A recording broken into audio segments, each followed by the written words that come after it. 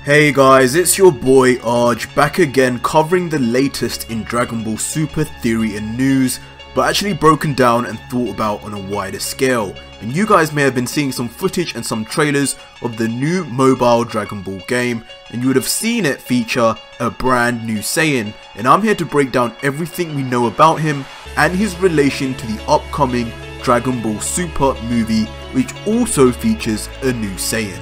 Before I begin guys, if you're new here, don't forget to smash our subscribe button to enter our PS4 Pro giveaway with a copy of Dragon Ball FighterZ, all sponsored, so show your support and join the gang today.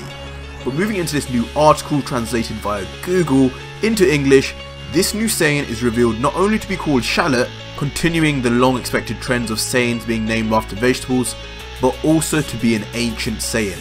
Now that is definitely interesting that he is ancient, as since we know in the new movie we also have a new Saiyan who is heavily believed to be an Ancient Saiyan himself. Not just by Link, but also the primitive animal skin being worn and the overall aesthetic of the Saiyan. And given that both this game and this movie were pretty much revealed and spoken about at the exact same time, we can definitely take away from this that yes, Ancient Saiyans will be making an appearance not only in the movie but also in the next arc of Dragon Ball Super, most definitely when it returns. And to explain this, we simply need to think about smart business decisions. If you're going to promote different types of media at the same time, both linked by a common trend, i.e. a new Saiyan, you need to be cohesive in your approach to explaining them. If one is revealed as ancient, by link the other two will be, in order to not confuse the overarching story and lore of Dragon Ball and not to confuse the fans. And we have seen this approach time and time again in previous reveals of new Saiyans. For example, in the same way Shallot will be a non-canon character compared to the Saiyan appearing in the movie who will be canon, Broly too was introduced as a non-canon Saiyan but was explained in a canon-like way, with him being from planet Vegeta originally, but having too high a power level, etc, so was thrown away to die. He was also described as having the legendary Super Saiyan form and the true form of Super Saiyan, which then allowed for Kale's appearance to be more justified in the actual canon storyline. In this same way, when this game comes out revealing the Ancient Saiyans, they will make sure it has a complete link to the canon Ancient Saiyans, which will appear after.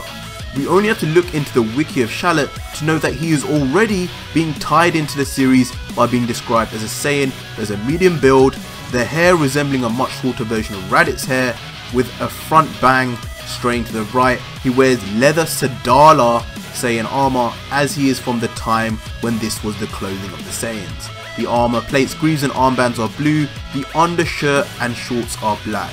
He has silver blue boots and a dark black tail, which unlike most adult Saiyans with tails, he lets it swing freely rather than securing it around his waist. So immediately they have made it clear this is a Universe 6 Ancient Saiyan, which is clearly evident by the armor, as they say, as it is very similar to Cabba's.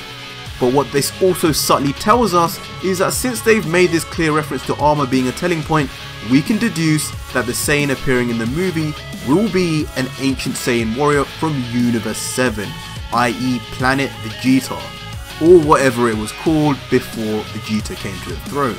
We had hints even from the start this will be the case, just from the clear similarity in the armor to warriors like Bardock, and I had initially already considered the possibility of an Ancient Saiyan due to how feral and ferocious the Saiyan looked while powering up, and of course the primitive animal skin covering his bottom half. But this is more likely a certainty now, given the game released just beforehand and announced at the same time also features an Ancient Saiyan. Now how will these Ancient Saiyans come to be? I have some serious theories coming up, and they will have everything to do with Frieza, and how the writers themselves said in the upcoming Dragon Ball Super movie, you can't say Saiyans without mentioning Frieza.